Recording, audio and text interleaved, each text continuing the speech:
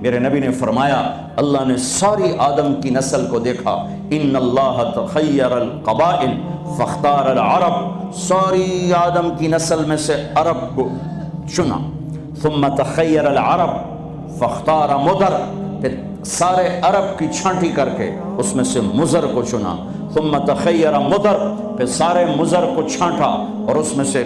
اختار قریش کو چنا، ثم تخیر قریش فاختار ہاشم، پھر سارے قریش میں سے ہاشم کو چنا، میرے نبی کے پردادا، ثم تخیر بنی ہاشم، پھر ہاشم کی نسل کو دیکھا، فاختارنی، پھر اللہ نے مجھے چنا، انا خیرکم ابن و نفسا،